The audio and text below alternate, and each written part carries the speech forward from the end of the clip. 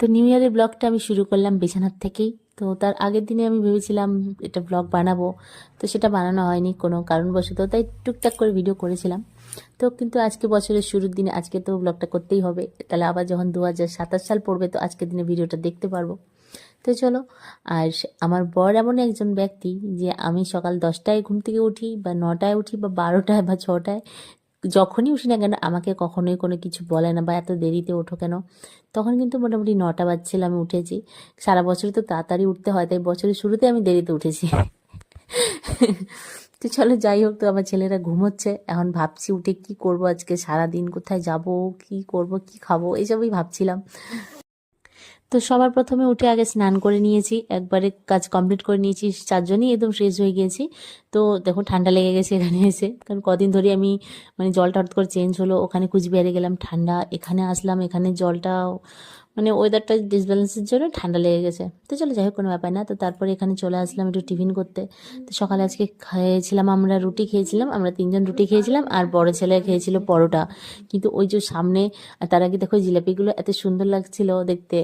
ওই যে বললাম সামনে সামনে যে পরোটা ভাজছে, ওই পরোটা দেখার পরে আমি আর নিজেকে কন্ট্রোল করতে পারলাম না, বললাম যে আমিও পরোটা খাবো।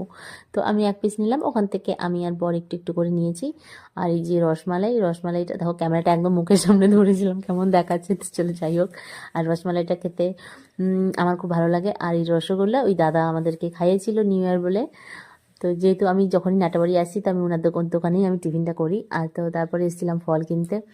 তো গোলবাবু বলছিল ফল খাবে, আর এই কুলগুলো দেখে আমার এত ভালো লেগেছিল, তো আমি বললাম আমার জন্য কুল নাও। তো ওই কুল, আপেল, আপেল না সরি পেয়ারা, আর এদিকে কমলা লেবু, আঙুর, আঙুর গোলুবাবুর জন্য। তো কি, তো তারপর চলে আসলাম। তো আজকে রান্নাটা আমি করিনি, এখানে যে ভাই আছে ভাই করেছে। তো আমি তো মশলাটা আমি রেডি করে দিয়েছিলাম। আর তারপরে এরা বলছে ফল খাবো, তো আমি চলো ফলগুলো কাটাকুটি করি। আর এইটা দেখছো যে থালার মধ্যে রাখা আছে, এটা হচ্ছে জুসার কিনেছি। এটা হাতের মধ্যে প্রেস করে জুসটা বের করতে হয়, একটু খাটনি আছে। তো আনার পর থেকে গোলবাবু মাথায় খারাপ করে দিয়েছে, তাই ওদের কমলা জুস করে দিয়েছিলাম। তো তার পরে খাওয়া দাওয়া সেরে নিলাম, খাওয়াটা কিন্তু অনেকক্ষণ পরেই খেয়েছি। খাওয়া দাওয়া করে তারপর আমরা বের হয়ে গেলাম যে চলো কোথা থেকে একটু ঘুরে আসি। এখানে আশেপাশে কোথাও যাওয়ার জায়গা নেই, একটি জায়গা আছে যেটা এই কালচানি ব্রিজ, যেটার উপর দিয়ে আমি আসি মানে তো কুচবিহার থেকে নাটাবাড়ি। তো আজকে বড়মশাই ড্রাইভ করছে। তো আমি এটাই বলছিলাম যে এই রাস্তা দিয়ে আমি আপ ডাউন করছি, এই রাস্তায় ঘুরতে এসেছি, কারণ কোথাও তো আর যাওয়ার জায়গা নেই।